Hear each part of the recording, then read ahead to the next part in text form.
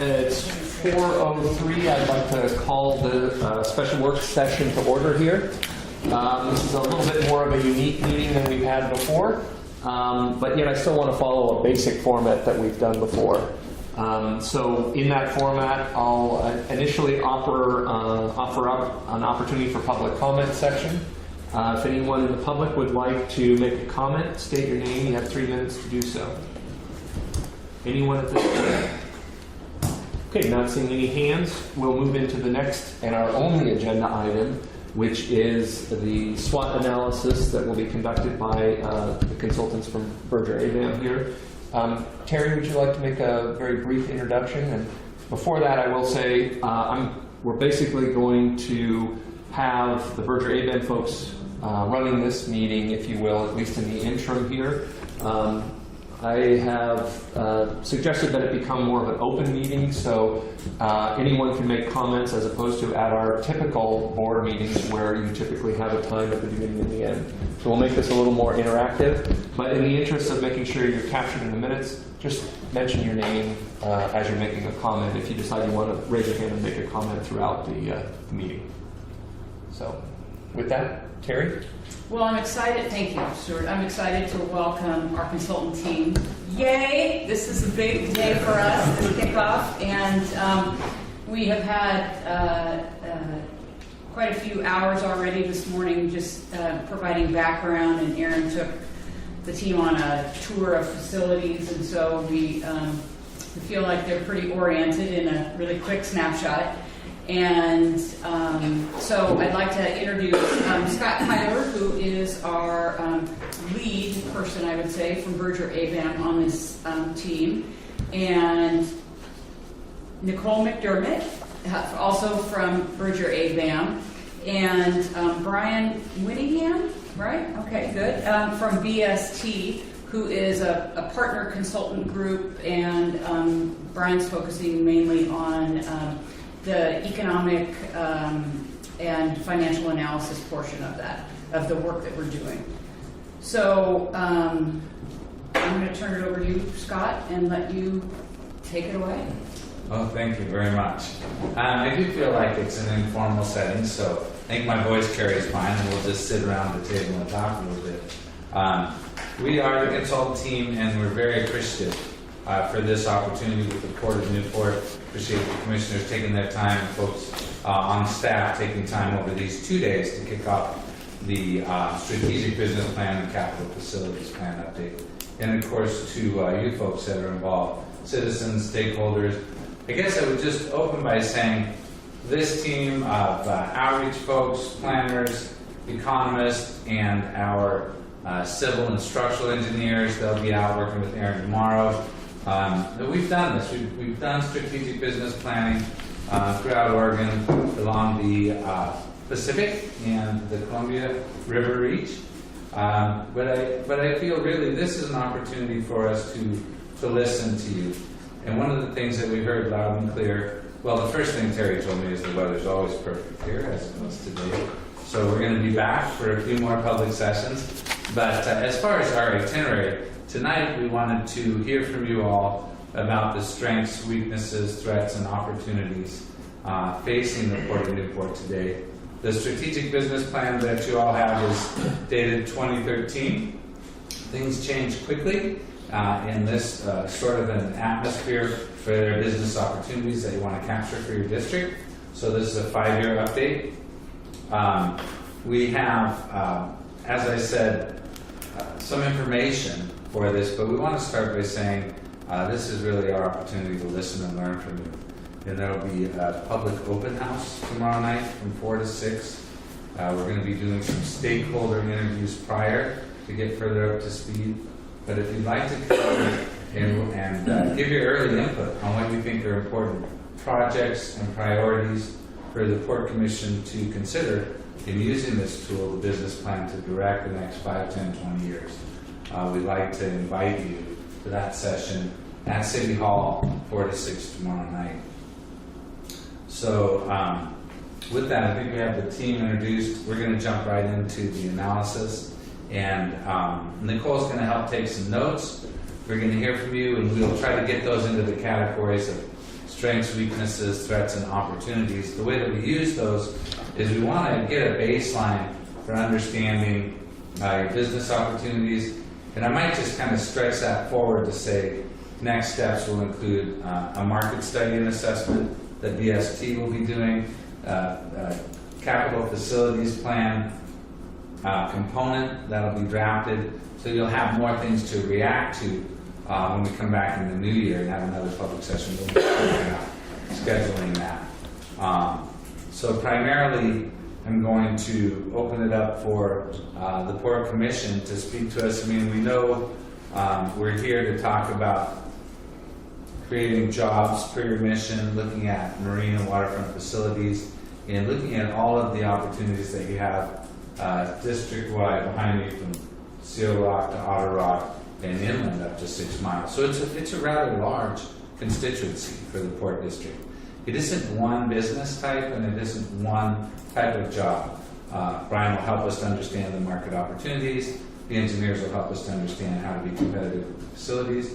But my job in kind of helping to manage this process is to make sure that we're being very inclusive about what those opportunities are and listening to everybody in the room.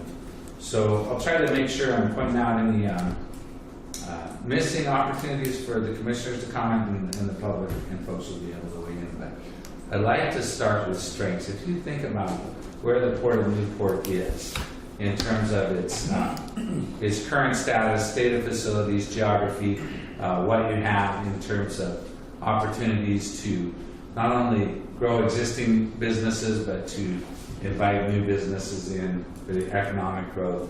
Can I just ask for one hand to start off with a strength? Probably have 5 in your head. Jim. Deepwater entrance. Deepwater entrance to the Pacific. Excellent. So we're here, we're competing with other deepwater ports, but you definitely have a big advantage there. It's protected jetty entrance to the Pacific, access to markets. Can we throw out another one? Sarah. Diversity in our user group. A diverse user group, so you've got opportunities for a number of markets and business opportunities. Commodities, fisheries, support businesses, all those folks. New things we don't even know yet. Yes, new types of energy. And a changing demographic in the area. It isn't a sleepy fishing village anymore. I think that's really important, and you have a balance of user groups in here that include some of the traditional industries that we know that come from timber and fisheries, and we also have the institutional use, right? We've got the NOAA facility, OSU, kind of preaching to the choir. Other strengths? Highway 20 improvement. Okay. And then, Highway 20. yeah, and then the other thing would be we have 45-minute turnaround time to the shipping lanes. Access to the highway system. One 20 hour, shipping. 1 hour access to the 1 hour access? Yeah, to the shipping lanes. Yeah. Yeah. So the transportation network is good Yeah. for this size of a port in your current position. The shipping channel, is that what you're Yeah. saying? Out to the Pacific shipping channel. Mhm. What do we have in terms of strengths, Stuart? I would also say that to capitalize on the diversity of users, we have the staff and infrastructure to deal with that diversity. I think, when you look, you mentioned we have a facility like NOAA and Maki, we have the international terminal, commercial harbors, recreational harbors, and we have staff already in place that can facilitate that diversity. We can always grow, but I think I consider that a pretty big strength. I mean, it's not just a commercial harbor. I would also say we have, as a strength, as an opportunity to grow. There are some, in terms of growing with other larger projects that could benefit both the port and the community.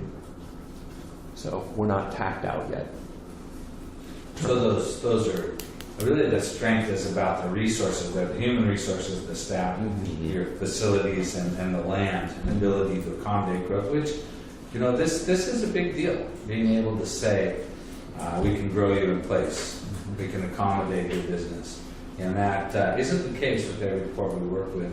And the diversity, coming back to that point, is something that definitely would be the envy of some ports to be able to say we've got this level of diversity. So I think that's definitely a strength. This might fit under diversity of users, but just multiple streams of revenue from recreational use, both RV, marina, road brewery, international side, the commercial side, and future uses. So there's lots of different revenue streams that are potential. We're not dependent on one thing. Excellent. And that kind of goes to that three-legged stool, although you may have a fourth, where you've got Right. industrial, commercial, and recreational enterprise, but you also have the institutional and educational component, which adds a whole other dimension. Create some economic kind of resiliency. Yes, to the port. it gives us some rainy day opportunities. Yeah. Take advantage of certain situations when they're here. I would also consider a strength an engaged public or engaged user groups. I think at times that can be a strength or a weakness, but I think in general, having people that care about the area and the port itself, I would, in this case, consider it a strength. People all have a vested interest in seeing the success of the port. I think that's very important, and I think that you're showing respect to that acknowledgement by bringing the public in early and often, bringing your stakeholders in. So that's a really important part of the plan. And we talked a little bit today about, how the structure of your mission and vision are, where some of these components fit in. We'll probably be revisiting that as part of the process. So we've got engaged users. They certainly care very much about what's happening in the district and what the opportunities are. And I think that's not always easy with a diverse group to get in the same room. We want to make sure and pay attention and listen and bring out a product that reflects the majority of those views. There's a very well-heeled and experts in their fields, marine trades in the area also. Excellent marine trade, so you've got a good workforce.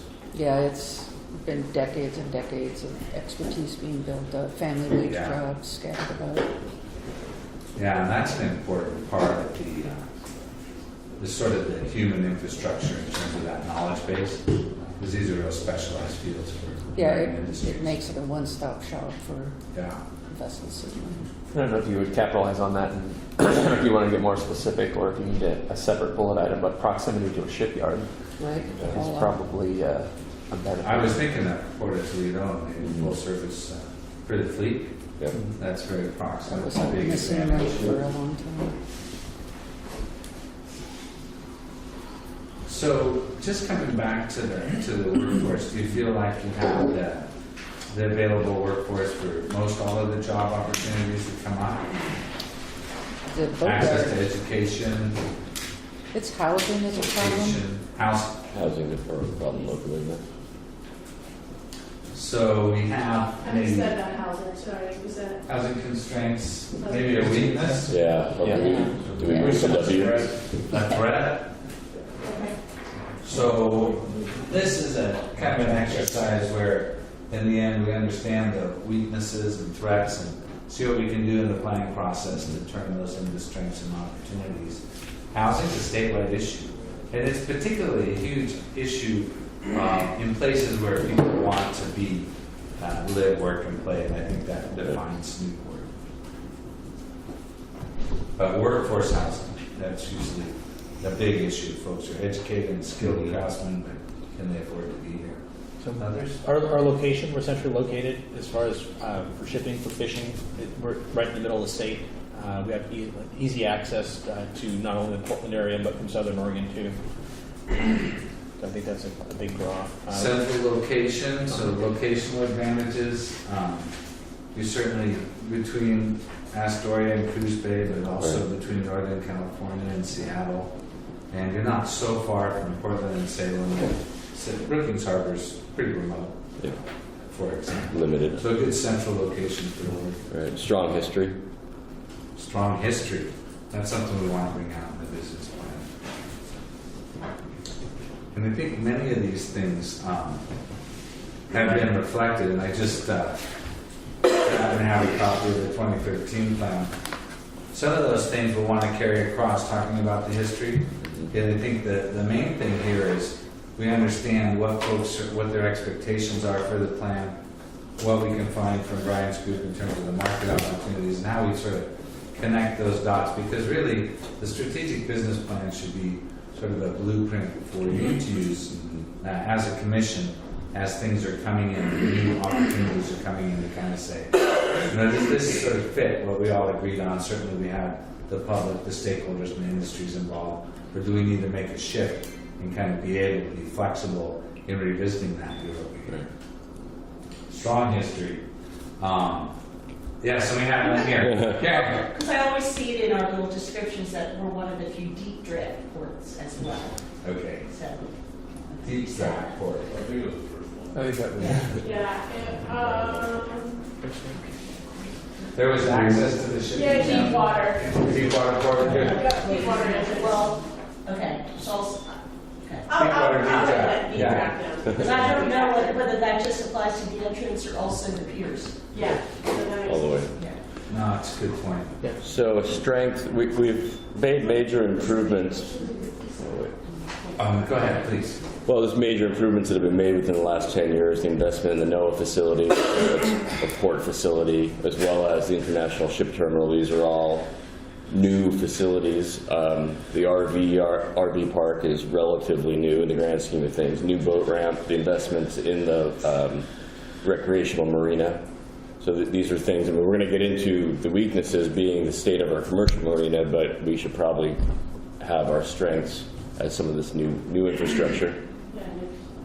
New facilities and infrastructure, and I think that's very important that we take a look at recent accomplishments. What are we building on, and understand and really celebrate those strong starts and see what we can do to capitalize on those. So you were saying those were the RV park and? Oh, sorry, the RV park, the international, the revamped Deepwater Ship Terminal, Right. No. the NOAA facility, the new boat ramp. I'm saying new, I'm kind of dating myself, but it's new compared to a lot of places, and it's only about 10 or 12 years old. The state of the recreational marina is fair, but like the parking lot, laydown area, and mostly this area, this new building. The first There's some- tsunami-proof building in North America going up. Got some very new stuff happening. Okay. So we talked quite a bit about strengths. We hit on, and I'm sure we're going to hit on weaknesses. We talked about location, talked about workforce, diversity, user groups. Are there other strengths besides the people, the facility, and the location that we haven't really hit on? I always considered something it's kind of a little abstract, but maybe goes to your point. I think the Port of Newport has an identity, and it's hard, and I think that's unique a bit. I think I would consider it a strength, because I think when people think of Newport, there's a tourism component. They think, even the port, I mean, there's a tourism, there's a commercial fishing, there's a recreational component to it.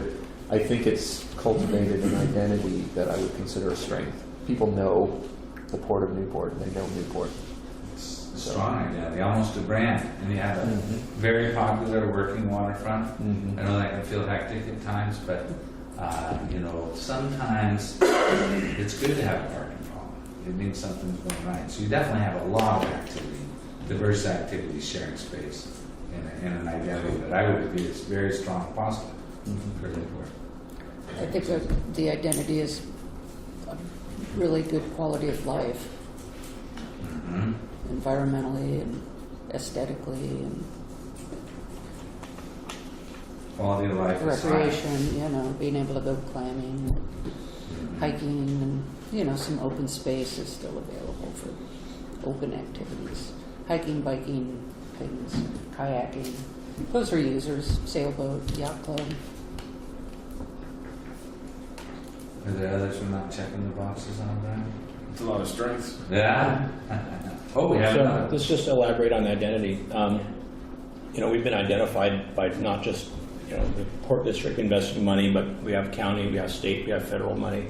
I mean, if you add up what we spend at the terminal, what we've done in Highway 20, with what MSI and there at Port Toledo, it's close to $800 million of investment that we've been made in the last 10 years in this area. So, we've been identified, and so I think we need to keep up that profile and, come through with some of the expectations that are put on us with that investment. Real hub of economic investment in transportation and marine facilities. So the base is here. Does it feel a little bit like this is a real opportune time? I mean, it does feel like there's a lot of energy for all the reasons that you've stated, looking ahead. So kind of a center of investment, I think that's really strong. So we've added identity, quality of life, investment. We want to go on to the weaknesses? I got one more. Let's stay with the strength. So, our facilities, we have the size of our facilities, and we have one of the largest, commercial harbors and the largest recreational marine in the state here.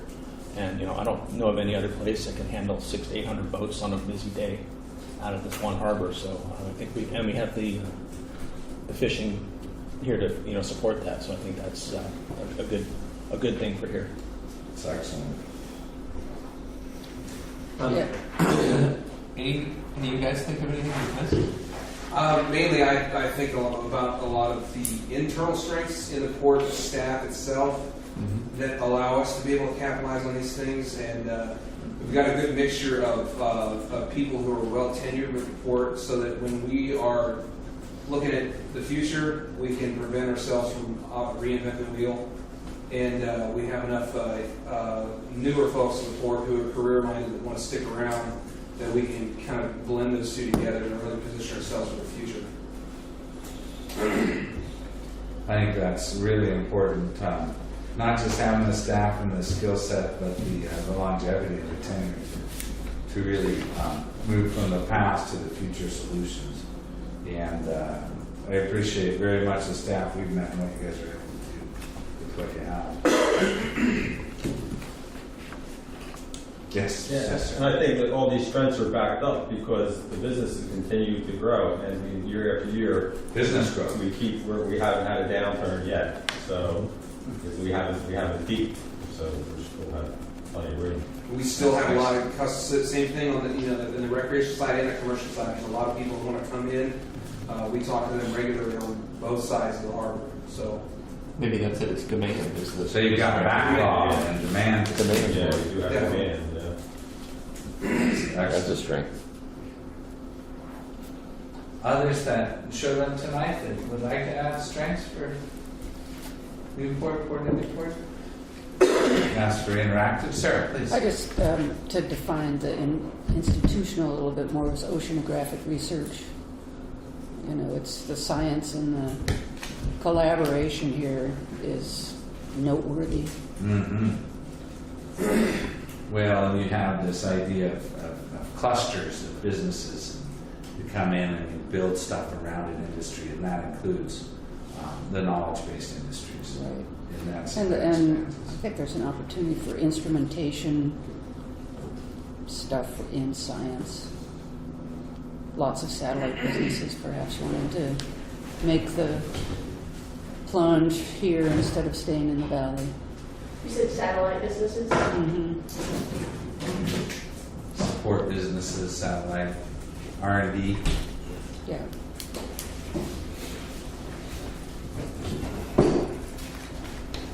Well, it's about time to talk about weaknesses. If you have more strengths that come up, we'll go ahead and record those. But I mean, we really have to be true to the planning process, and really to the job that we need to do here. Recognize there are some things to overcome. See if we can address those in the plan. Is there a concern that you have about any weaknesses? Please. We have a lot of maintenance, deferred maintenance. Okay. Weakness and a threat, isn't it, almost, at some point? Yeah. And an opportunity. No. I knew you were going to do that. Nowhere to go. You've been here before.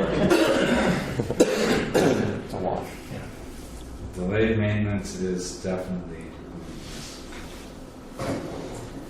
And so we have the docks. We've been talking about those with Aaron today, and looking at plans and bringing in funds to get to work on those.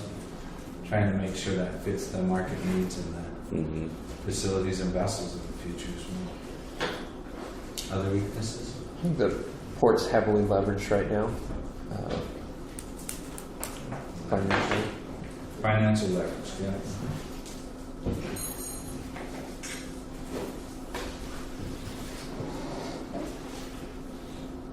The last few years have given us a shaky reputation to our constituents.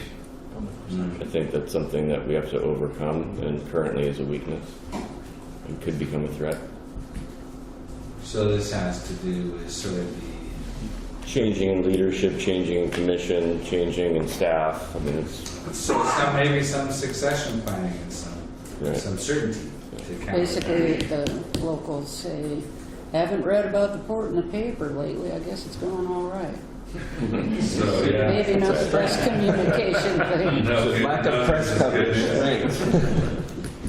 Constituency is shaken. That, yeah. and that's part of That's an issue. why we're doing this process too, and it's due, but it's an important There's a thing. lack of historic data to go on. I mean, the staff and what Aaron says is certainly a strength, but it's like, did anyone ever write that down in the past? So we really don't have a lot of So records, I I guess. agree with it. So maybe that. So one weakness that we could strengthen has to do with not just the institutional knowledge, but the recording of that. That's a fair look. We were talking about this earlier, but it's related directly to that. The ports relied heavily upon people to figure things out and to move things along in the past, but didn't really implement a lot of systematic, systems. And so what you have is a lack of record keeping, and it's across the board internally, I think. A more systematic way of doing everything. Definitely updated. Yeah, I think that in the organization, you're pointing to some things that there's room to move out, raise the bar a bit. So that's a good one to look at. So a little bit beyond the deferred maintenance piece, there's things that have been deferred long enough that they're quite a bit of capital improvement. We have a large capital improvement list. Yeah. So the weakness is kind of the gap between where you need to be Yep. and what you need to fund. Yep. So that's a financial challenge. So a gap in funds to address that capital, and that's why they call them capital improvement plans. But unless you have a $28 million check today, Yeah. you probably have a ways to go. So appreciate that one, Walter. So we have, I would say, the lack of a strong new revenue producer. Basically, what we're doing now is we're relying on what we have now. We can only raise rates so much. We can only charge so much for our leases. We're in dire need of a new revenue stream. Grant funding's drying up, and so our access to public grant money is drying up. And with that drying up, also the amount of money needed to match those funds is going up. So to get into a pool for a grant, we're going to have to start coming up with more matching money. And then I'd say in the last 15 years, the port's been very project focused. We let a lot of things go as far as maintenance, but we've also didn't take care of a lot of personnel things and HR. So I think that we're paying for that right now, and I think that Terry's doing a great job. And previous, Good. was trying to address that. But we need to come up with the, come to the 20th century. Well, it's about documented processes. Yeah. I mean, I think that's one of the weaknesses that I see, just to capitalize on what you're saying. Port does a lot of things, but we have to document those processes and procedures. And we need to do them digitally. Digital age documentation, which is very important. Having the revenue streams, as you mentioned, for the match. So you need to have those things ready to go, have good timing, and have that track record well digitized. Yes. it just needs to be updated, but I guess I was thinking of another strength, so maybe We like strengths. but just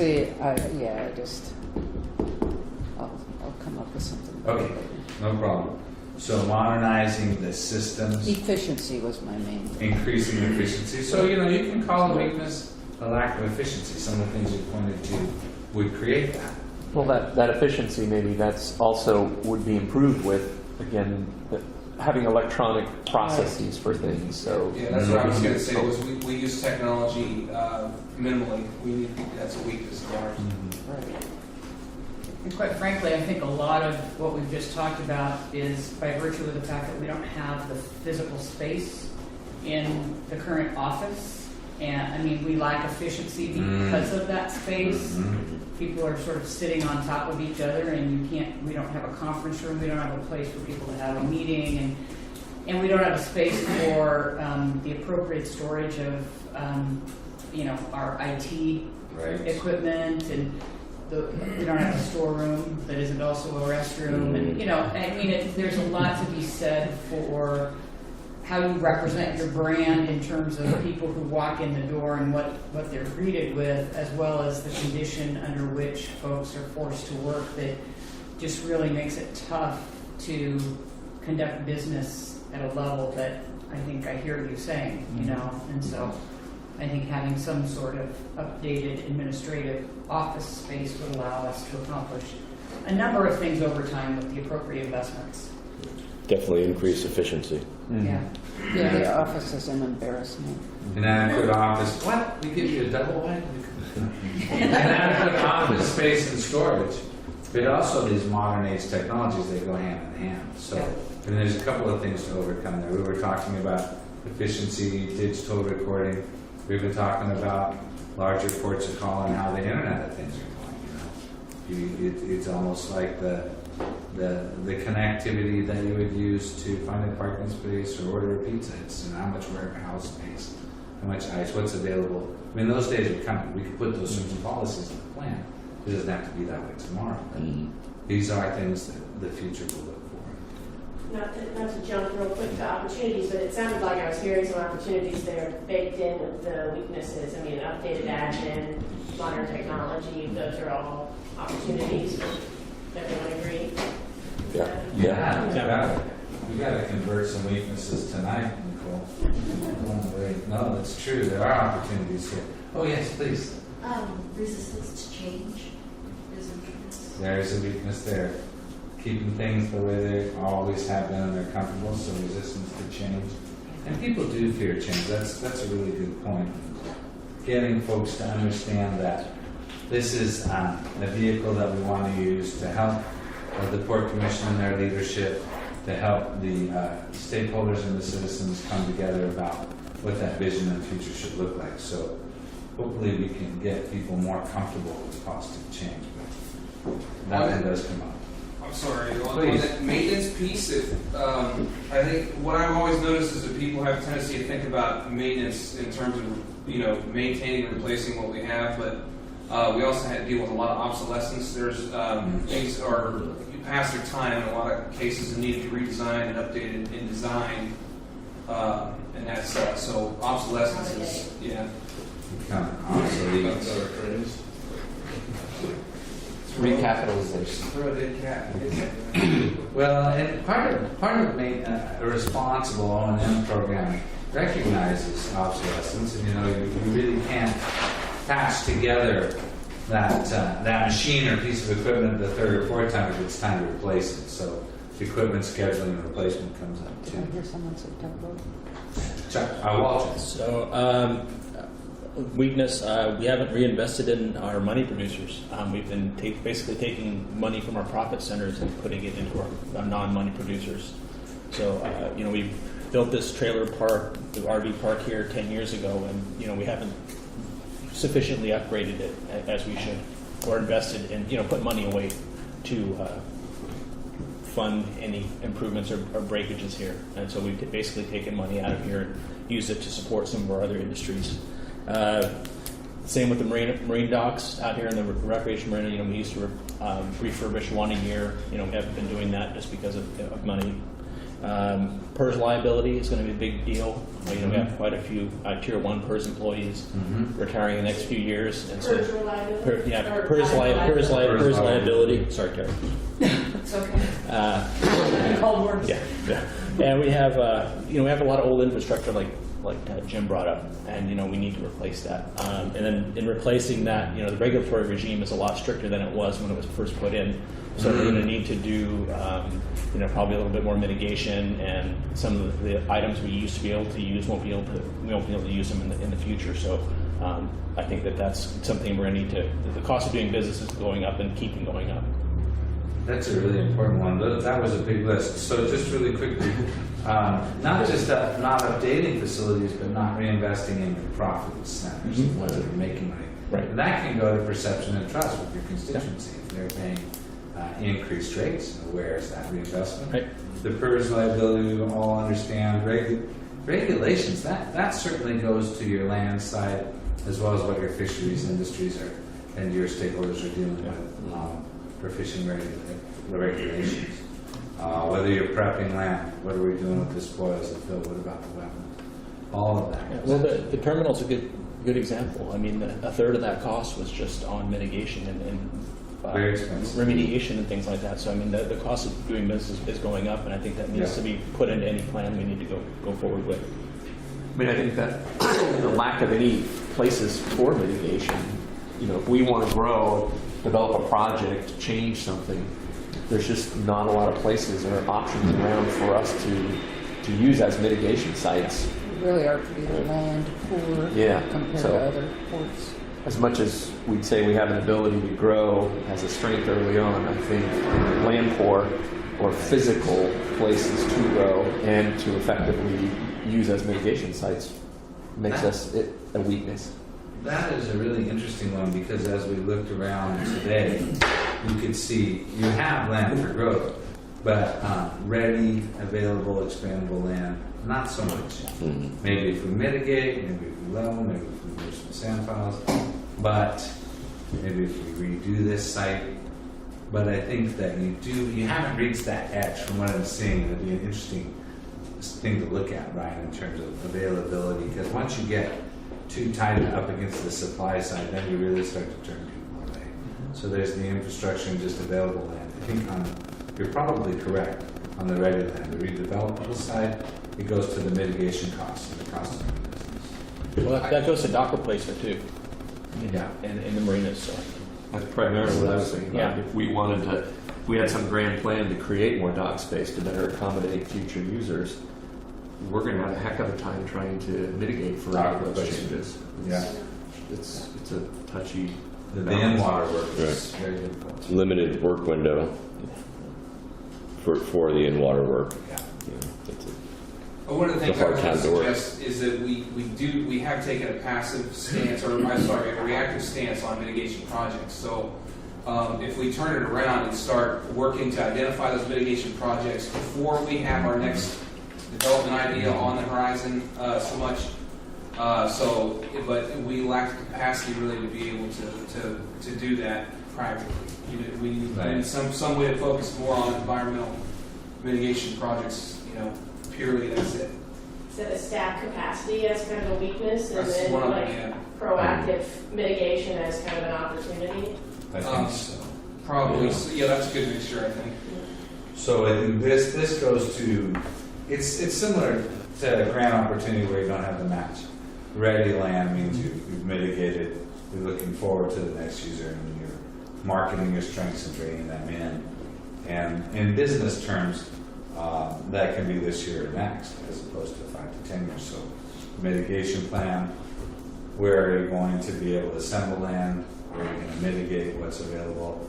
I like that, as I can see that as an actual programmatic project list for you to work on. And incidentally, when we do our strategic business plan updates, it's very important for us to not only check the vision, check the market, come up with the project, but the programs and policies go down right to the implementation action plan. So it's a plan that identifies things to get excited about, And it does create additional work and steps to get there. So I think that'll be a useful piece. So, Yeah, it's, I just think we should be starting to talk to Noah about eelgrass for Port Dock 7 now. I mean, that could be 10 years away, because it's not the 5-year, but we don't have enough long-term. Let's get started, is basically what we're saying now, that we will get out of this. But because it's so much harder to build a new dock and get the mitigation and everything that we just said, but we don't have that. That's a weakness. We don't have a longer-term vision, a 10-year vision. I like that, a long-term vision, getting ahead, training some of those, some might call eelgrasses as both a constraint and an opportunity, right? If you're talking about mitigation. So, Aaron, I think there's a place for this idea of advanced mitigation planning. You can really help, increase your ready land supply. Right. I think that's a great idea. Right. Oh, yes, please, sir. Yeah, I'd like to suggest maybe a more employee education to bring the employees into the newer thoughts, and like they were mentioning before, see to keep doing the same thing you've been doing for years, and doing it well. So, Yeah. but you could probably do something different, and it would be better. So maybe training and opportunities, it could be staff and commission. Workforce training. Definitely an And opportunity. workforce. There's an opportunity for staff, educational. I think this was more employee continuing ed, but workforce training is another one. Yeah, I mean, I think what you were speaking to is more workforce education, but In terms of the staff. Yeah. Yeah, we look at the management plan in terms of the resources available for commission and staff education as well. And that's something that you have to look at and budget for. It doesn't happen. But the workforce training is also very important so that you're adaptable and that the skilled laborers are able to capture the next big opportunity. I think that goes, Weakness and an opportunity as well. I do think so. because of our diversity, I think everyone should know how to drive a forklift. Cross-training. Well, Everyone's in town. Hear that, Karen? and tie a pole in and a clove hit. But diversity comes with, you have to jump from one role to another when you're it's a pretty lean staff getting all of this work done. So cross-training for staff, Yeah, I so think they it's can have important. multiple functions. Do you have room for more functions? Well, maybe, yeah, we all do, absolutely. But that made me think of another thing that we don't really, a weakness I think is, that's a lean organization. And if we haven't necessarily made a strategic choice to staff in that fashion, we haven't really kicked around the idea of how should we how do we want to staff?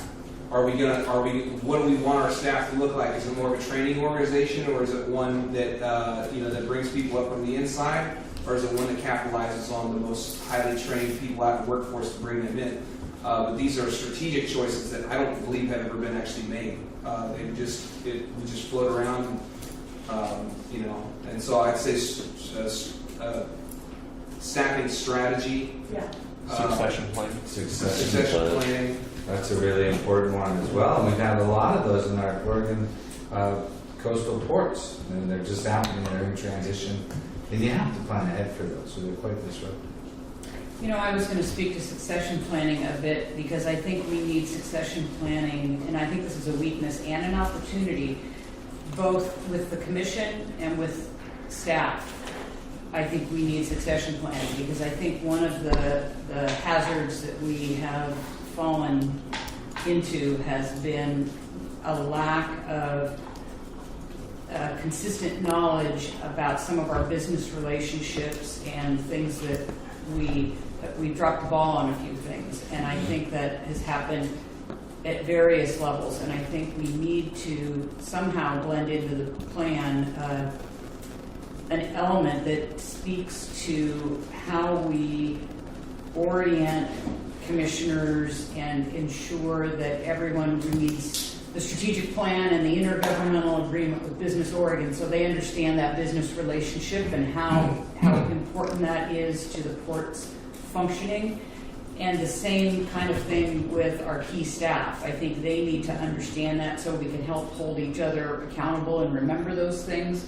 It's a glaring gap, I think, that, I mean, we're always going to have people move on and change places, whether they're elected officials or whether they're staff. And we need to sort of lean into that and really be, set ourselves up for success there.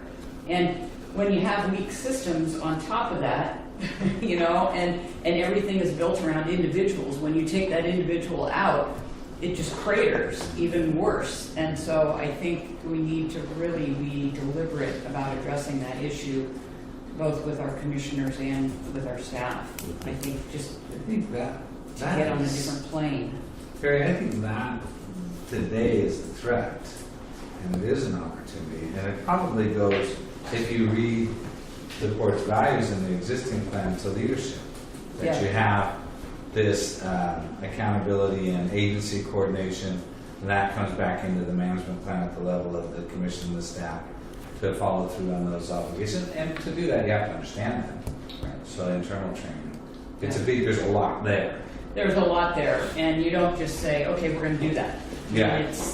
We we really pull have that to apart. work into that. But I think just for longevity, I just think we can't not prioritize that. It's so important. These plans can be worth millions of dollars, and we've had cases where we've been able to get all the way through additional plans, bricks and mortar, and so just being able to get the IGA through and get to where you've got additional support planning, strategic planning, and marketing isn't the end. There's also a lot of opportunities to capitalize on this plan as a roadmap. So I think it's a good point. Well, and I think the plan too, just to add to that, it's as good as you all make it too, as far as using it in the future and making it a living document. If you continue to refer to it, use it, and update it, I mean, I think it'll just serve you even better. Maybe that's the threat, is leaving the plan on the shelf. Yeah, I mean, Yeah. Or an opportunity. That's to generate annual work plans. yeah, And it'll work as an out. opportunity. I think that's really important that you do. You're revisiting it at least quarterly, but you're really doing your errata sheet. What kind of widget maker came in this year that we need to add, what do we need to take out, and what's the budget? And how are we progressing? So the other thing I was going to put, we lack a lot of cash reserves. So the opportunities that may come up, might not be able to act on them without funding from the state or borrowing more money, becoming further leveraged. We need to look at what the possibilities of whether or not we can borrow more money, because we are highly leveraged already, and that opportunity is even there. And then the other weakness, I'd say we don't have a lot of land available to develop. We've got the parcel here in South Beach. We have half an acre in the parking lot, and then we've got the 9 acres, but that's it. We don't have a lot of opportunities to develop our land and create business out of there, so we need to make sure that when we do invest in that or go into leases with people, that it's a good revenue producer, and it's going to pay off for the port in the long run. So your lack of cash reserves, I think that's an issue of potential weakness or threat, and goes to bonding potential. In the land base, the lack of land base, this is really an important one. I think we need to think about the mitigation to create more land opportunities, and whether you have some disposition and assembly that you want to do on certain lands. Maybe you need to keep them all and grow the land base. Sometimes the low-hanging fruit goes. Depends on the port's priorities to help capitalize on the projects. Another thing that I think some of the land could be repurposed a bit, Repurposing land. because we have a big fleet. That means you have to have a lot of storage if that's what if that's what we're offering. But when we're land poor, and I see so much used in storage, I just wonder there's maybe could be a better balance there, or to combine it somewhere. But I think there's opportunities to move things around on the land that we do have. I think so, and also some of the lands that you have in the bay, in the flats, Like Port Dock 7 and the opportunities upland from for Port Dock 7. mitigation or aquaculture, or the other opportunities we have. And what about zoning? I often wanted to ask about where aqua zoned at? What's that? The zoning, is it water dependent, water? Yeah, this is water related over here, the old cherry plant. So, but a lot of the rest of it is water dependent. Usually, the bigger chunks that are right on the waterfront are water dependent. Right. But I know this over here is water related. Okay. I was going to mention too that since we're talking about land and the use of it, we just lost or we're getting ready to lose a significant dredge disposal area. We have one left, but we're basically, the port's in the dredging business. That's the job of the port, and we don't have a real solid way to dispose of the dredge material right now. I'd say it's a weakness that we're currently paying for dredging projects right now that happened in decades past because we still got the material sitting around. A lot of it that can't be used, it still needs to be transported out. It's a strength that we have good structural fill, and we haven't leveraged that strength quite as well as I think we might be able to, but we still, definitely the issue of dredge disposal areas and how we dispose of our dredge material and what method we use to figure out how to do it is important, I think. Well, then, Aaron, I think the threat kind of adds immediacy to a weakness. If you have a lack of land, the need for advanced mitigation, we're not planning ahead and maybe losing a dredging site for disposal. That could be a fairly near-term threat as opposed to just a weakness. Especially if we have, for example, unbuildable fill that has to be moved. That's an immediate, and all of a sudden you're moving material that you dredged, years back that costs us today's rate, so it's more expensive now. Was the zoning issue, was that seen as a weakness or a threat or any way? Or just the reality. Just a reality? Yeah. Well, one of the things that zoning can establish a dredge disposal area. So that this is zoning, and that's what we think of it. Is zoning and dredge disposal areas kind of they do go hand in hand, and it's all related to the Oregon Estuary Plan. Yes. More pre-planning. This is the thing. We talk about the staff and the staff training, but getting some of these things organized does take some resources and can have some pretty big payouts. That just made me think of a strength, and that's that we are a development estuary. We're one of the few in the state, so that's a real strength that we have. That's big. Development estuary. That's good. Thanks. So let's think about threats. Are there bigger ones we haven't gotten to? We sort of hit on a couple. Well, what really threatens the port viability today? Dredging. Every year we have to fight for dredging. Funding for that. Dredge funding. Yeah. And permitting. And permitting. Yeah. Dredge funding and permitting is a threat. Or you could blanket that more in changing regulatory requirements as a threat. Opportunities. I see. Threat. The evolving change of Yeah. regulatory, What we changing regulatory may have been landscape. able to do 10 years ago, we may not be able to do 10 years from now, going forward. That's all based on the federal budget, and that changes every year too. Yeah, I see. We lack control. We lack control over. We could dredge our own areas, but we lack control over what the Army Corps decides they're going to do, say on the bar, and that directly impacts everything that happens inside the port. So a federal decision now. Is And there, the dredging dollars are based on commerce, and that's shipping. Unfortunately, fish poundage is not counted as commerce, but commerce the dredging is based on shipping dollars, not shipping, and it's not. Unfortunately, fishing isn't considered. I thought that it was the number of bodies crossing the, small, Ton, That's nothing to tonnage. do with- It's based on tonnage. nothing to do with people. No goods going across the bar. this is a problem on the west coast of Oregon. Small All the production small ports. I thought it was the people on Miller ships counted for some of that. Oh, sorry, yes, please. Well, since we sort of just graded into the cargo issue, I'll come to the public session tomorrow night, but And you should probably just, Oh, Your name. oh, sorry, Ed Dawkins, Collaborative Fisheries Associates. We don't have a railhead.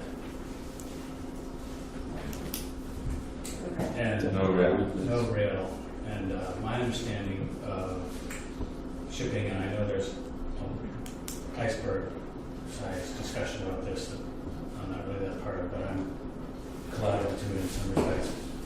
But we don't have container handling capacity. We don't have. I don't think we have. We may not have the channel depth to handle like an 8,000 ton displacement cargo vessel that's break bulk. And so that kind of leads us to, I think, what BST may be doing is, so what are the niche market shipping opportunities that are available to us in the short term or in the medium term if we're not going to have those three things, a 40-foot deep channel for larger vessels, no container handling capacity, and no railhead for intermodal, despite the new highway. Yeah. Well said. It's what Brian is going to be doing for the next month or so, and we're going to bring some answers back. But a niche market opportunity is, that's a fair way to capture it. I mean, it's not big intermodal yards. Nobody really talked about the location as a potential weakness, but it does have some structural difficulties in terms of being able to access the national rail system, being able to transship. So it can help us look at some niche markets. The bridge aircraft is also probably a problem. Airdrop. Bridge Yeah. airdrop, yeah. Yes, right. It seems like there's a lot when you're out there crossing them. Karen? This is probably a big one, but climate change is a threat. And what it's doing to the water, the sea life, Climate change. what it's going to do to. might as well throw tsunami in there. Yeah, we got to look at that. Yeah, That's everything here is in the tsunami zone. Right. Yeah. And it's interesting because we work on these ports along the West Coast and around the world. And slowly, the engineering field's trying to look at how you invest in these facilities to be more resilient, to be at a higher elevation. But it's slow to actually change that practice or even come up with the kind of the playbook on how to do that. So, but I appreciate that it's being recognized here. I'll expand on Ed's thing about the rail. I know when we were dealing with Connect Oregon, you have public perception about what that rail is going to be used for, and it would just take one comment saying, "Are you going to ship coal out of here?" And once that gets out there, you have to deal with public perception on any of these things with rail. I think we would benefit greatly from it, but it would just take one bad comment and it would go sideways. So any rail expansion could be perceived as Yep. an aggressive. Regardless of Type of what we're going to energy use it industry. for, if the perception was there, you would just take Sparks those comments. debate. Yeah. Mhm. And then because we're in the tsunami zone, our insurance is going to keep going up. I know we've kind of asked for a pass on that because ports have to deal with things in the tsunami zone regardless of what it is. And so are we going to be punished for having to do our business in a tsunami zone? And so, we've been asked to talk with our federal liaisons about giving us a little break on that, because if you have to do business there and you have to have infrastructure there, you shouldn't be punished for it, but inevitably we will be. Yeah. Is that did you say a funding issue? Is that how It's just going to be a cost of insurance and going. Insurance. Yeah, the cost of insurance to Well, the any ports. additional fees or insurance is not a threat. It's not a weakness. It's a threat. If we don't have the revenue to pay for it, it's a threat. I think it's a threat. But it's a weakness in that we physically can't move all this stuff. Right. So Because we're here. I understood. So we're going to put our Not everyone Docs is this in bucks. one of the four Put all boxes. the adults.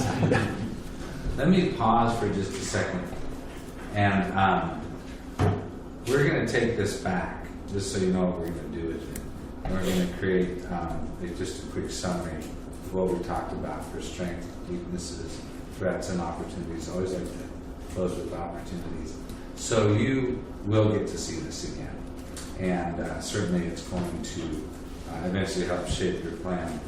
But this is my chance to give you breathing, Nicole.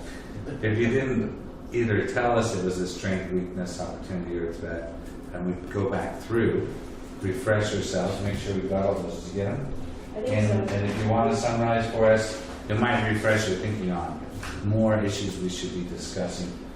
So these were all of our strengths: deep water, diversity, changing demographics. On the positive side, improvements to the highway, access to the shipping channel, multi-revenue and economic resources. Oh, yeah, Opportunities to grow.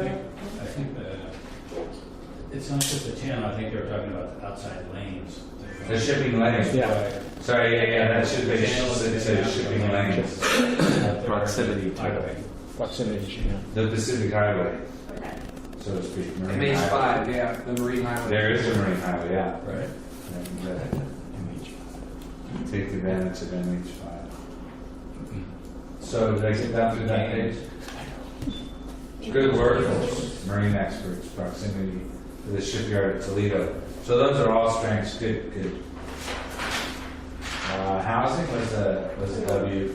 A weakness and a threat. Yeah, you got it. Good. Okay. Strengths, central location. Good. Strong history, deep draft, new facilities. Well, and this is it. That's really an interesting thing that we want to note in the plan too. Our accomplishments. We have quite a few of those in the last 10 years that are noted under new facilities. The identity, which is a great plus for Newport, quality of life. Investments from state OSU. Now, size of facilities, let's make sure we understand that one. The strength is that you have some scale in those facilities. Okay, good. Let's go ahead and just kind of try and read that. Diversity in staff, long-term employees, business I think it was growth. both. It was long, you had some employees that have been around for a long time and new people for the fresh blood. Okay, right. Some new blood as well, right? And then Business growth in the area. research facilities. So these are all strengths, R&D. And now satellite businesses. Satellite businesses, your clusters to support primary businesses. Weaknesses, we got onto maintenance. We all know about that one. Finance, overcoming the reputation that has been a little bit of succession of research in the staffing commission. We understand that one. Lack of historic, kind of getting our systems up to speed. So right now, the lack of historic data, lack of new revenues, staff, processes and documentation, lack of tech, office-based storage, the opportunity, updated admin, modern technology, and a weakness, local resistance to change, which I think those are all in the right category. Just stop me or raise your hand if you see something like that. You want to get that page, Nicole? What's that? So weaknesses, can you summarize those? Oh, sure. No reinvestment in current revenue streams, PERS liability, regulations to update facilities, so changing regulations and the cost to potentially update a dock. Mitigation sites, so places to grow, kind of lack of mitigation sites. And then lack of planning and staff capacity related to those issues, and then an opportunity to capitalize on those things and do some proactive mitigation planning, increase development ready land, and then staff training, cross-training, staff and workforce, and then that being a weakness and an opportunity, and then also potentially a threat being the lack of staffing, kind of strategy and from management commission staff kind of at every level. And then work plan, annual, kind of yearly updates, cash reserves, and then lack of land. And I was going to write development land, but it sounds like it was more broader. It was just lack of land in general. And then an opportunity to repurpose some land, and then the dredging issue. So losing a material disposal site, but you have some good fill material, kind of zoning that goes hand in hand with dredge material, and planning to capture some of that, development estuary, dredge funding, permitting. So something on estuary, so development estuaries is a zoning or a zoning overlay that's advantageous for development. It's part of the state plan that there's, like, say if it was Siuslaw River, for example, they're not really going to be considering any development there. But since it's here, we're more like Coos Bay and Astoria, Yes. where we can do development and get state funding to do it. Protecting opportunities to create jobs, as Right. well as the estuary and the environment. Good. And then more kind of lack of control over the dredging situation being threats, the no rail, container capacity, bridge air draft, climate change tsunami, the insurance issue, and then the public perception over kind of connected to rail. Yeah, and that goes more to the NIMBY. If you bring rail in for the right reasons, you will still come under attack. Yeah. Walter, what did we miss? So I'm going to date myself. So the last time we did that, one of our former commissioners saw our list of capital improvement projects, and she said, looks like a bond measure waiting to happen. Okay, and this is a weakness and threat. Lincoln County, City of Newport, our port district is, I would say that they're bond weary. Okay, we passed a hospital bond, we passed a school bond, a pool bond. Some people would say we haven't lived up to the last bond we passed. I don't know if the port was to float a bond, whether or not we would pass that. And so I don't know if this commission, future commissions are going to look at bonding, but they need to look at whether or not they're even going to be able to get that passed. And so whether or not that's even a viable revenue source. Let's see. Ocean agency. As far as the developmental estuary, yes, we are a developmental estuary, but we have no mitigation. And so that's a hard one on that. Okay. And another weakness and threat, cost of housing and lack of housing. This is a very expensive place to live. The people that would be coming here to, family wage jobs, they can't afford it. And, we need to look at how we can work with the city and the county because, we're business economic development. We don't deal with social issues really. So we need to work closely with them about, hey, if we're going to do this, how are we going to house these people? And what are we going to do if this business comes here? Are they going to be able to even get the workers here that can live here to work at those places? Can I ask about that one? Because we did talk a little bit about lack of available, affordable workforce housing. Are you, and of course we'll be looking at data more closely, but are you seeing it at all levels, lack of affordable housing across the board? Because this is what we're seeing in very active, diverse, desirable communities to live in. So that's a big one. A lot of heads nodding. And I'm sure the city and county are talking about it too. But one of my employees just had to move to Lincoln City because they couldn't find anything right here in the Newport area. So they're looking for a house to buy, but they're in a rental for now until who knows. that's a big commute. They're done looking at Wallport. That's going up too. Yes, please, ma'am. Bill could probably answer this a little better because he's been here longer than I have. But when I was working over here, there was a lot of people that would have to live in their RVs because of not being able to find a apartment. So the sort of temporary housing is being used as a solution. And we've seen that. Shared housing. Shared housing. Yeah, Innovative I housing. work for the board and I share a house with somebody, so that's what I can afford to do. We've seen it, across the metro areas, out in the gorge. Hood Rivers had the problem. The wind energy came out through the eastern gorge. It wasn't just housing. It was all of the camp spaces and the hotels along the way. But that's temporary. You have something here that's probably getting more and more severe as it is in the community of Hood River and Portland. So housing is a big threat. It was on a previous sheet, so I kind of added it. That's kind of why I broke back into that, because I think it's bigger than a lack of affordable workforce housing. It's just a lack of affordable housing, period. And commute distances. That sounds, an hour away sounds easy, but on the wrong day, that's 2-hour commute. Could you look at this as a threat and an opportunity? Because, it seems like they're, with all this, people unanimously viewing this as an issue, that the port can fold in with other parts of the city and other businesses that might be experiencing the exact same thing. There's an opportunity to work closer with city and county folks and the state to prioritize this more and have more supplemental funding opportunities for developers to do this. So while it's clearly a threat, a lot of people say, well, hey, we need to create jobs. It's half the equation of what we're saying. So clearly a threat. We gotta have that quality of life, which includes shelter and a place to live. And very, very diverse in terms of the ports we work for, whether they're just strictly going for the industrial base, want to do the commercial, help partner on some mixed use or hotel.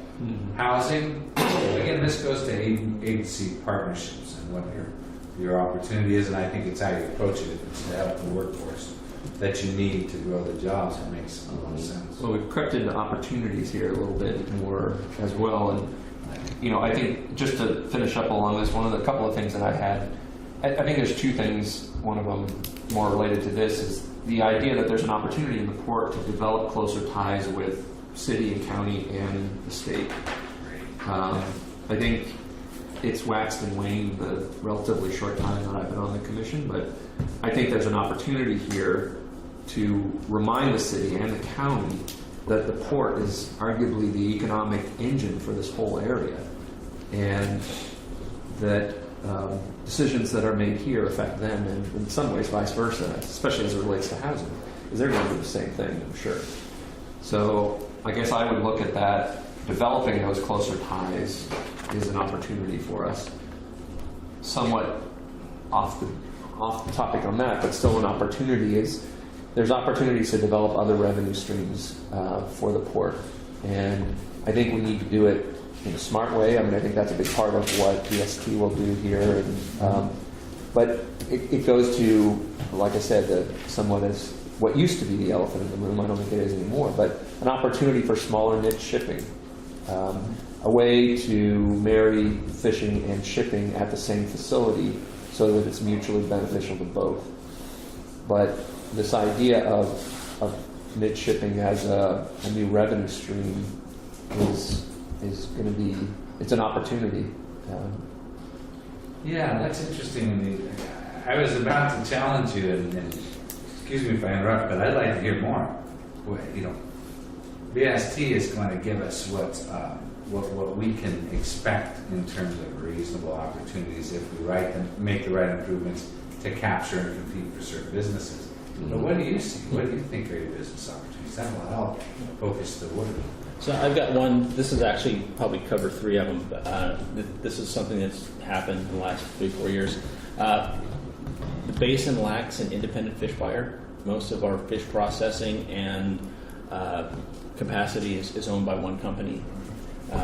We do have, not all of our fishing fleet fishes and delivers to them. We have our independent buyers that come through here. We're pretty much taxed on that, and I think that as a threat to us is that we can't handle 50% more independent buyers. We need to work, so that's a threat and a weakness, but I think the opportunity is working with some private companies to expand that opportunity, to bring some diversity of economic development here, whether that's on the Hall property or some more other property to do that. But I think that the fact that most of the fish processing is owned by one company, I think that's a big threat. And we've heard that from our, and cold storage, but I think the facilities, other than, like I said, the big companies and like smaller boats need. So being able to accommodate the growth in independent and diversity, fish buyers. and make some competition. Competition's good, and bring that to the table. I think that's a good way to bring some economic development here. More ideas, Sarah? It said at one point we had a really good identity, but I think we're losing that a little bit, and we have to be, I think, considered a real pressing threat to engage our community. We have not been able to share anything, and it could be they don't want to hear from us. Anyway, I think that's a kind of a threat, and it goes straight up through city, county, state, is that we need to get people to understand where we're at. And so this is why we're doing this, and I think it's going to be a huge, wonderful step. And then the private money, like Walter was saying, and innovation and independent buyers, it's diversity. These fishermen are constantly looking for a better place to sell, more money, more diversity, lots of challenges with ocean changes. And so the innovation coming from that we need to capture. And because the independentness of fishing in general lends itself to innovation, and we need to accommodate the new innovative needs of these buyers and different new products and value-added products and things. Better value. Yeah, that's excellent. Well said. I was struck by a comment about potential loss of identity because you're closest to that, and it's still very strong. The opportunity to reconnect with the community really kind of is now. Yeah. So this is a really high priority for you. This idea of capturing innovation and value-added product. In all of those ideas that you can share with us early, doesn't end tonight. We're going to have some more discussions about what that should look like. We have a couple opportunities. One, which is kind of tied into that, I think we need to tell our own story better through press releases, through social media, through website. We're doing some good things since I've been involved. I don't mean it like since I've been involved, but we didn't take that back. Strike that from the record. But there's some good things going on that I think we can help get to our voters and our constituents and kind of share and tell our story a little bit better and kind of build our ally base and let people know. Better PR. Better PR, exactly. So I think that's an opportunity that is an easy one. That's a low-hanging fruit piece. I think as we're doing this, we share that, we do that better. We can kind of share our story. Were you going to say something? Well, it's education. I mean, fundamentally, a lot of folks understand the boat ramp and the boat slip as what a court does, but you do so much more. So this is a process. We find in the business plan process there's an opportunity to connect, educate, and get folks to understand more about what you do and understand kind of shared vision and policy. So there's a lot of local pride behind the port, and it's to kind of build that pride back up. Yes. Another non-related opportunity, the Federal Energy Regulatory Commission has already approved the wave energy site offshore. There's a lot of shipping and pieces and parts that need to go together and assemble. All that power is going into down off of Walport. But there's going to be a lot of offshore marine construction in the next few years. They'll be harnessing the energy, but it's still considered experimental scale. So I think, and I know that's on everyone's radar, but I think that's a great opportunity for diversification. Yeah. Well, if that's happening anywhere in your neighborhood, there are spin-off opportunities and business opportunities. Right. It's a threat to some of the fishing as well. I mean, it's an opportunity and a threat. But it's actually that, even to tweak that a little bit, I think this is a test facility, so people are going to be coming from all over the world to actually bring their gizmos out to have proof of concept issues addressed. So it's not like it's going to stop either. Like I say, anybody who wants to bring, there's one other site in the world off in Scotland that does this. So, having, it's not, so there'll be multiple different companies and businesses needing a place to load their gear and then take it offshore. So, the opportunity there, if the terminal's a perfect place for it. It sounds, just coming in and part of this third-party check-in with you all that you provide, we've got some real firsts, some real innovation that can help you to kind of talk to your constituents about the future and how that can be a positive change. And let's go ahead and ask Sarah, and then Aaron, I saw your hand next. Well, just with the fishermen part of it and the wave energy, they're very engaged up front and have been for years and all of that. So again, it's a really wonderful collaborative, cooperative industry and science is very collaborative and cooperative, which is a big strength and holds a lot of opportunity. Well, I think that's a good way to look at it. I think there is opportunity there. And when you're talking about anything to do with new technology or spatial zoning in the ocean, you get some conflicts and you have to resolve them. You So have we to. just want to have strong communication. I was going to mention the way that the boats are changing in the fishing industry. They're getting larger at a time when our marina needs to be reconfigured or rebuilt. So we have an opportunity to bring. We have a lot of boats contacting us that want to come here. We have an opportunity to attract those boats to come in. And aside from that, we also have the opportunity at South Beach, the stretch of dock that runs along the road, the service dock, which hasn't been in service effectively for a long time. So, and that's about 550 feet of float dock there that could be put into service if we can get the wall squared away and get that dock rebuilt. That is actually, the Oregon State Marine Board is open to using it for multiple different activities there, whether it be tourist, recreational, or even commercial activity, and would help us fund that. So that's an opportunity. And you said the float dock where? The service dock over next to the road seawall. Okay.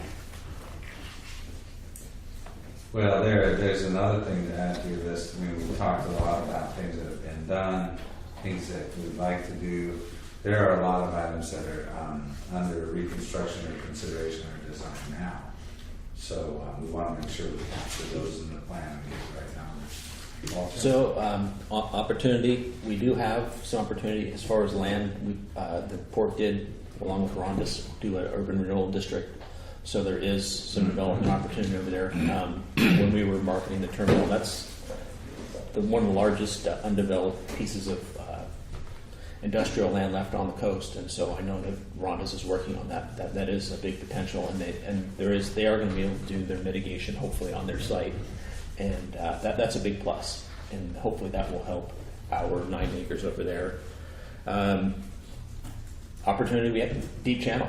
We can do shipping out of here. There's only 3 deep draft channels on the coast of Oregon, Astoria, Coos Bay, and Newport. The legislators can be looking at cap and invest, and part of that is reducing carbon emissions. Shipping is the most efficient way to move goods around the planet, and so if we can leverage that opportunity to reduce carbon emissions, to get funding for some of our projects, I think we should be able to do that. I think that's an opportunity that's going to be coming up, and if it's made available to us, I think we should take full advantage of that.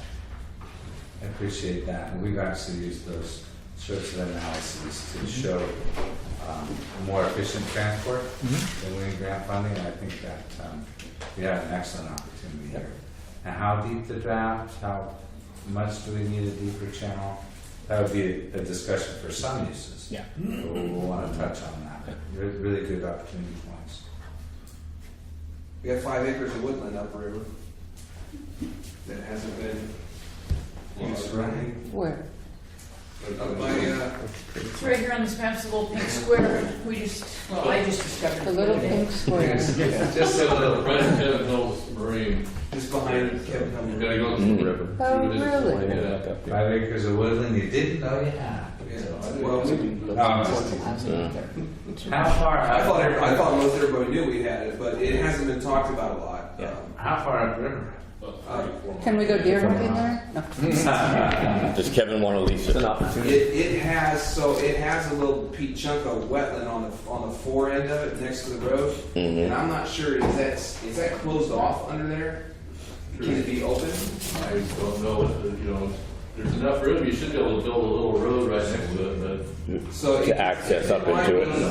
Yeah, it might be a mitigation project. It might be any number of things, but it exists, and I haven't heard it talked about a lot. Another one that I still is, I don't know, is all of the title land that we own.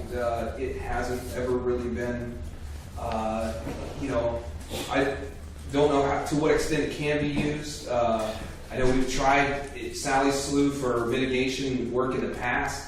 we missed the mark a little bit with ODF&W, I think, on what they were looking for. But I still think there's room for us to be able to attain, possibly some shellfish projects or something that would help with. It depends on what you're looking to develop someplace else. I don't know.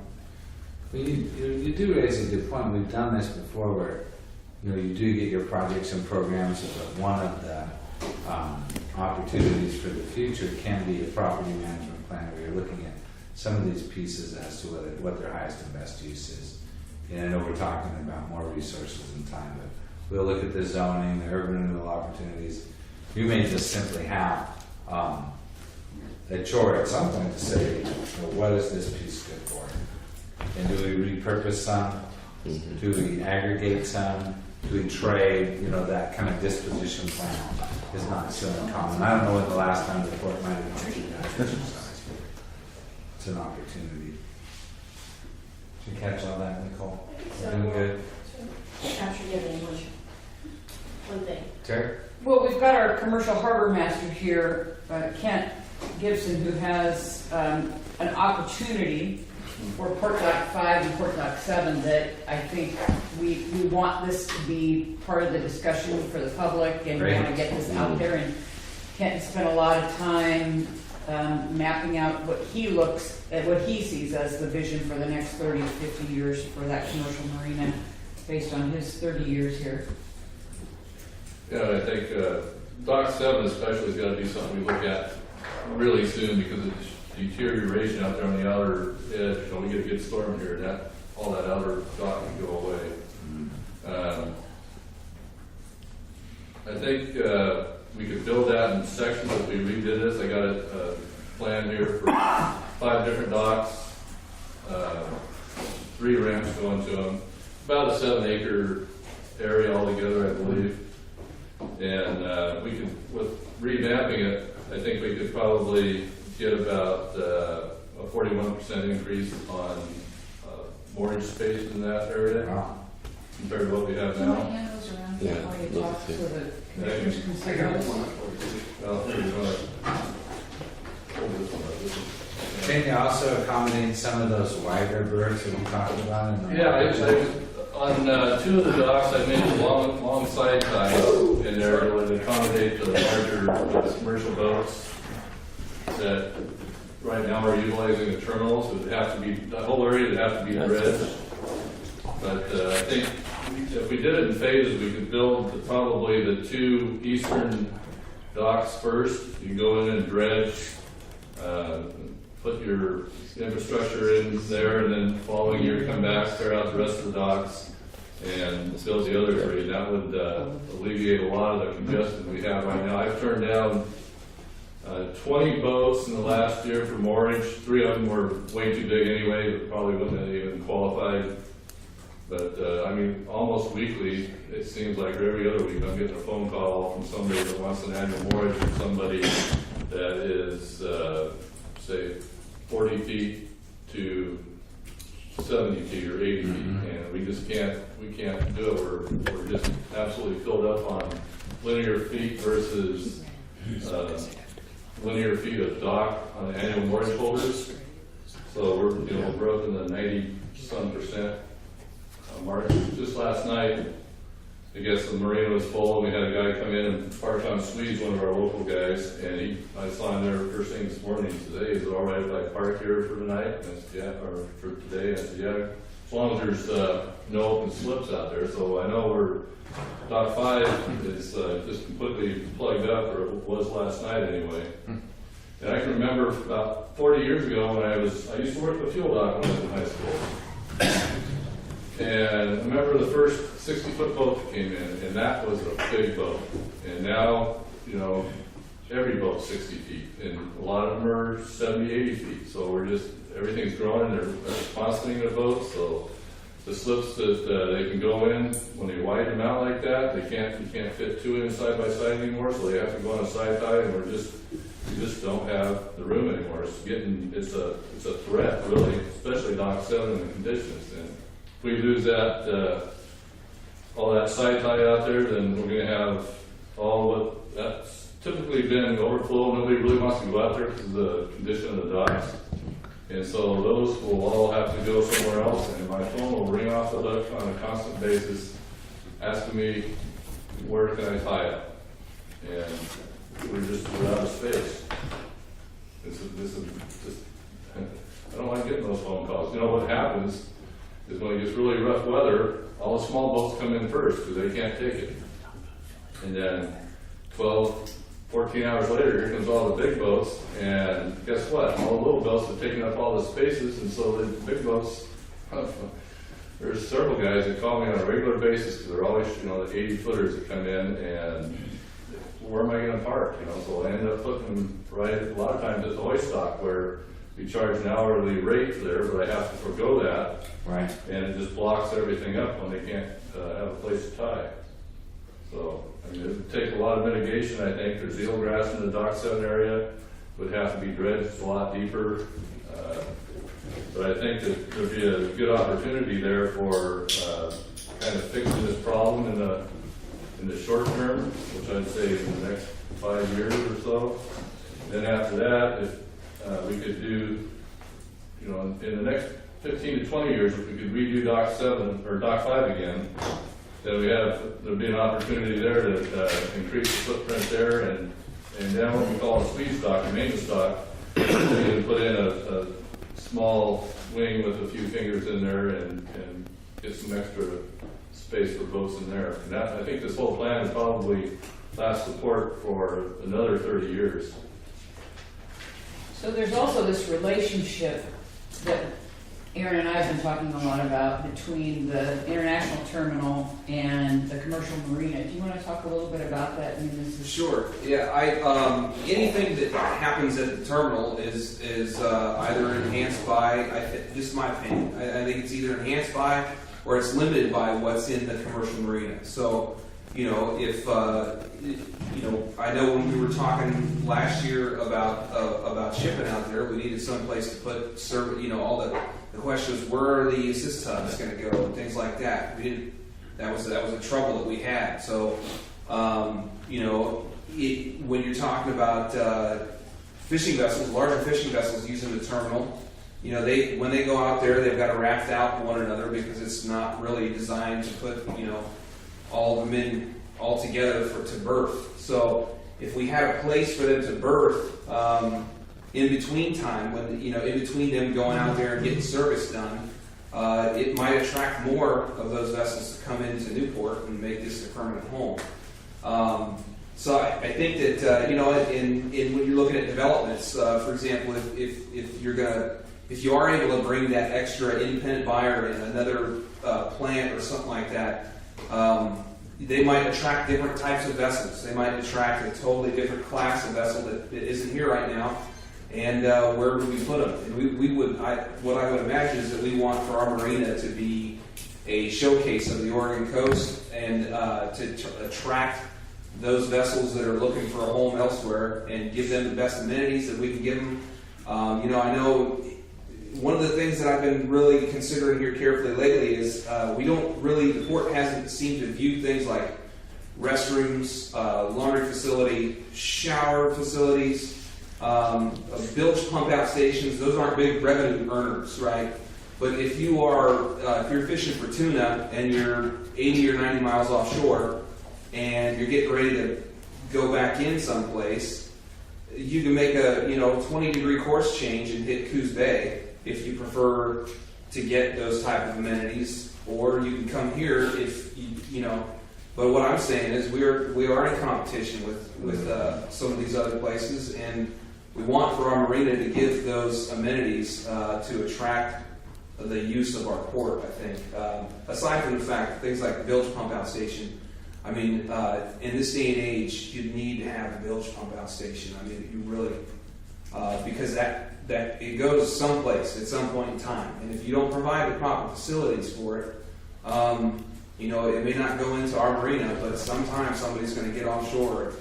I think it's a duty of ours. Yeah. So. When we talked about other opportunities, if we're going to rebuild docks, we have opportunities to make them greener docks than they are today. And to do Absolutely. some really exciting demonstration projects. And Yeah, I think work with- that's a super You know, strong, because they're so um, dilapidated, they'd have to be cleaned. Yeah, so I mean, there's a lot of opportunities for us to do some pretty neat new technology integration and just try some new things. So Mhm. I think that there's, in addition to increasing our marketability and increasing a revenue stream and growing that revenue stream in an existing business that's basically sold out right now, we have opportunities to kind of raise the bar and do some demonstration projects that could be pretty awesome. One of the things that I've been talking about lately is, you know, if you think about the history of this waterfront, our current docks didn't always, they weren't there before. They worked off of a wharf. The docks came up out of necessity. Boats got bigger, and they will continue to do so. I think we really got to push ourselves as we look at our marina and think about where do we want it to be. I mean, right now, Port Dock 5, Port Dock 7, they're all late 60s era structures. So when they built those, I don't know what they planned, for them to last, but they've definitely gone past their service life. So I guess the question we got to ask is, where do we want our marina to be in 40 years, 50 years, whatever it is, and build toward that, rather than going, what do we need right now? That's going to get us not very far, and it's going to cost a lot of money. So, Aaron, let me just add to that. This idea, which I agree with for the longer term plan, for the commercial docks and marina, are you talking about where do we want to be in terms of physical design and replacement? Or are you talking about where do we want to be in terms of physical location, or both? I think both. Okay. I mean, things like, where do you want the centerpiece of the marina to be here? How do you want it to look? How do you want it to function? Because that'll determine how the users view it. So, Good report, and Ken, good work. You've been here running the place for a long time, so appreciate your input. And it sounds like a different footprint or location or configuration. I mean, why not now? We've got to rebuild it. It's a lot of heads on it. Good opportunity. It's not going to build the docks, but my company does collaborative research with scientists, and a couple of the projects in the last few years have been through PhD money. And I've often thought, aren't there really smart young people over here that would want to try something, and we could offer that side of the bay to them to try things, and it would be fun. Like I say, it's not going to rebuild the docks, but it would bring to light our desire to move into the new century with the green technology. And that goes to that. It's really a lot of things we talked about: leadership, innovation, and stewardship. But also, you get some think tanks to help you solve some of these problems, possibly. That's good. I feel like we're still on opportunities. Yeah, so we do have another opportunity would be the annex. It's over here. We are due to refurbish that, revamp that. That could be a possible place for our port offices, other things. We have 3 acres over there. Sorry to help Nicole. The annex development. It's on there. There's opportunity over there because that's not very utilized. It could be a spot for the port office. It's just an idea that's come up. Raising at the level of the amenities to this, be able to make more revenue off that. But I would say that the weakness of that is that's all based on an economy that's thriving. If you invest heavily in travel and things like that, and the economy does go down for a couple of years, you do run the risk of not being able to pay that money off if you're going to invest that. So, and then I think that this is something for the, I don't want to sum it up, but for the commissions and future commissions to think about is, how if we go asking for all this money, whether it's from the district, from the state, how do we justify these improvements? How are we going to show a return on investment to sell our message? And how do we build a message that people are going to want to buy into, whether it's green technology, new technology, ocean energy and things like that. But we have to make sure that if we put our minds to it and we put our word behind it, and we stick to that course. And on that final point is really important for the planning process. And I think what you'll see in the work scope is the staff will be helping with this, but we'll be looking at that whole mission, vision, and value statement, so that when we get down to the goals and the policy portion of the plan, it really all ties back. We can just review, but let's make sure that we're capturing the things that are being said tonight and throughout the public process, so that those tune-ups or tweaks really reflect the direction that you'd like to take. And I think it all kind of ties together. I'm hearing a pretty strong kind of direction on some things that we may not read directly in the mission, such as stewardship, environment, that are tied to your economic well-being and your intent and identity. So those are important. So are the details. It seems like some projects missed some details along the years, like dredging. Dock Yeah, and they can maintenance. be expensive, Yeah, Programmatic dredging, it's very expensive, and it's tough for the small production ports. And a shipping dock is going to need more maintenance than a fishing dock would, just from bigger tonnage bumping up against it. And those things weren't, I don't think in the past, maybe made as clear or vetted, I don't know, but a better job of detailing out everything in a project, I think, is something the port was a little weak on. It's important. I think the wise city manager once told me, I can probably get you the money to build just about anything. It's maintaining it that we can.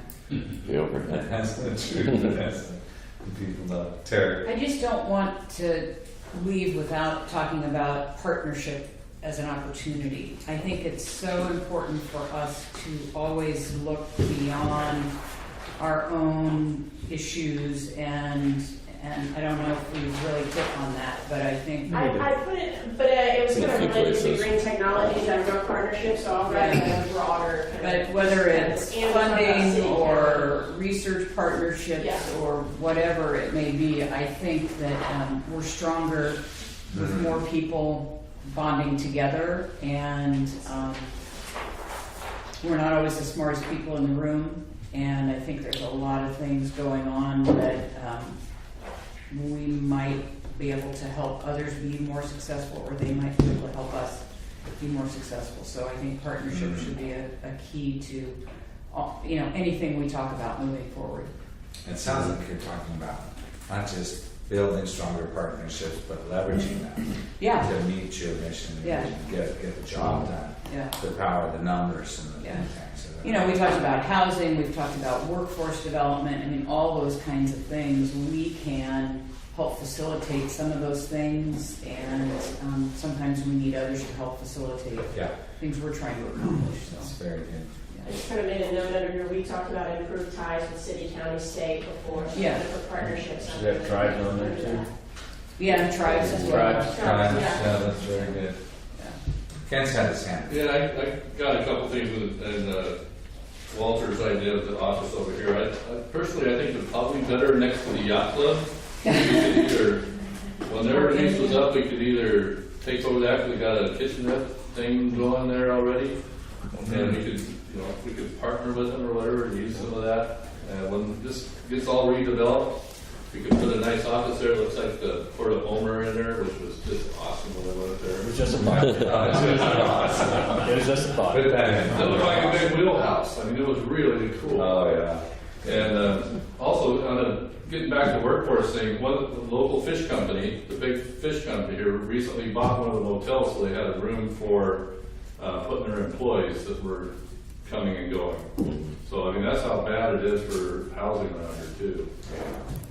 We have about 6 of them in our RV park right now. Yeah. One in the 6th month and then out with the fish company. Well, I think that some of these things, when we develop the plan, when we agree to the plan, we create an implementation action plan.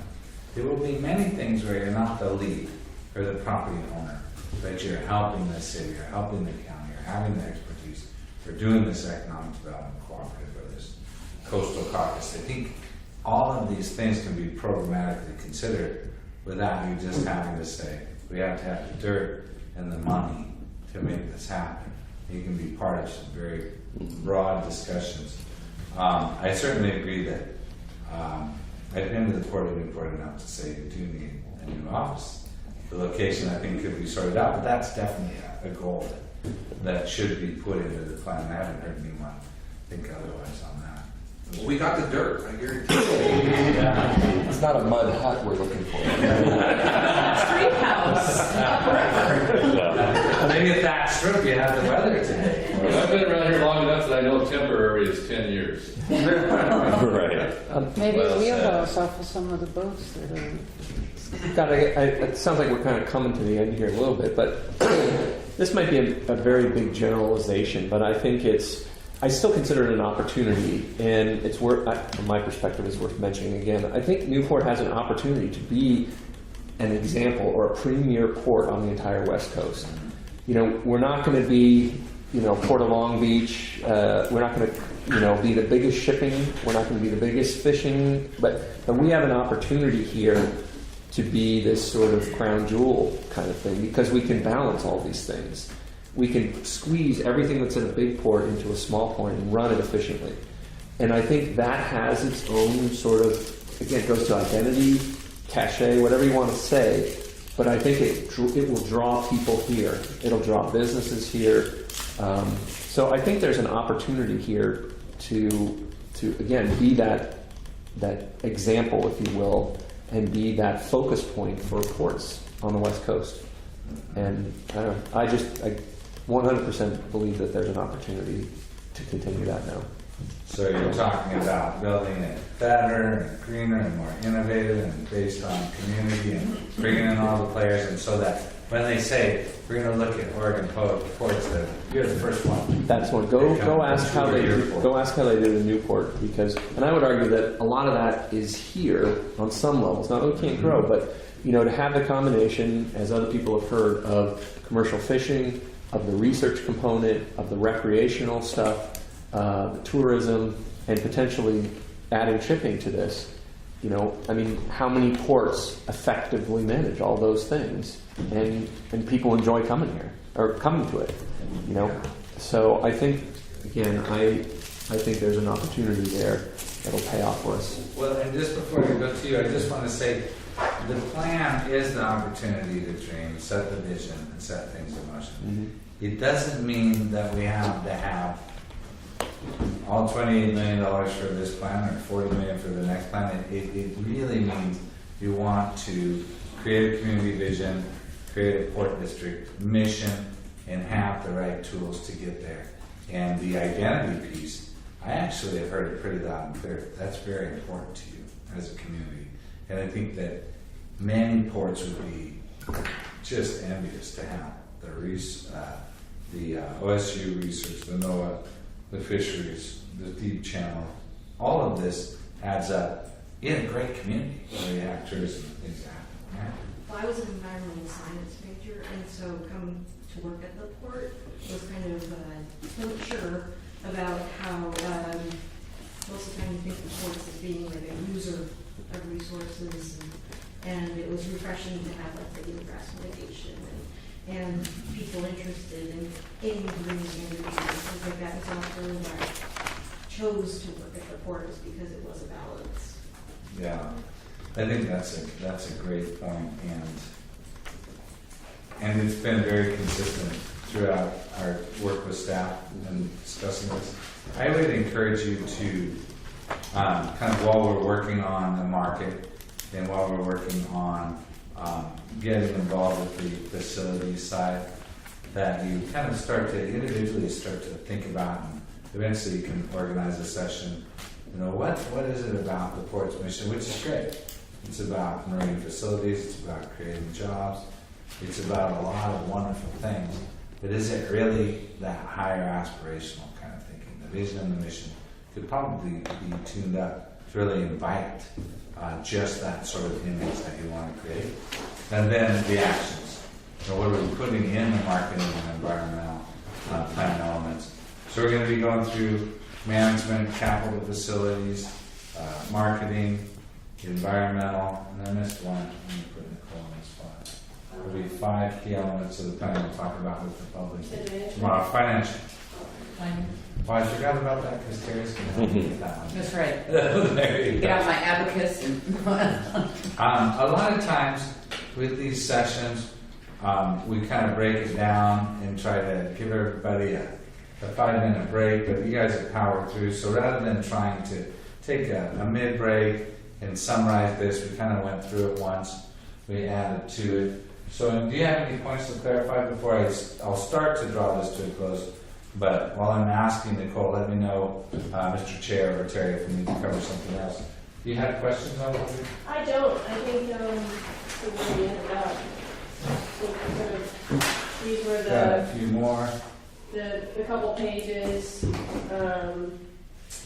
Yeah, bringing in competition being an opportunity, kind of the lack of capacity for the independent buyers, being a threat, weakness, needing to understand that kind of loss of identity, capturing innovation, getting into opportunities, the offshore stuff, some vessel traffic, larger boats that provide some opportunity, but that goes kind of hand in hand with the dock improvements. We've got urban renewal as a tool. Yeah, the highway for woodland piece and tidal lands, something happening with those. Commercial marina, lack of amenities, partnerships with kind of green technology stuff and research, the RV annex, messaging, kind of stick to the course once you come up with a plan, and then that stewardship tied to economic development, needing to look at kind of an office location and to be an example at this point. Those are the last items. Being an example, a great opportunity to close on. I think that this is a new day for you to get started, and I appreciate that you come to share your evening here on a beautiful day for all of you. We think this Port Strategic Plan is a tool. It's a tool for you to get together with the community on your vision, your projects, your policies, and we want to be partners with you in that. So we've scheduled out several open houses starting tomorrow from 4 to 6 at City Hall, and we'll invite the community in. So I hope you all can make it. We want to talk a little bit about what a strategic business plan is, where we come from, and really let people come together and even talk straight on with us about what they want to see and what they want your focus to be, and report out on that. And we'll certainly have a draft strategic plan with all of the marketing elements that we'll be reviewing in the new year. And if there are any questions, I'll take those now. Otherwise, I'd really like to thank staff and the commission for your time. We'll have some interviews tomorrow. And we'll end up opening. Commissioners have any other questions? No, thank you. Yeah. There's a lot of opportunity ahead of us. Yeah, that's great. Anybody else? This will be our last opportunity for public comment during this meeting. Okay, nothing heard then. If you're all set, We're all set. then I'll close the meeting at 5:56. Thanks.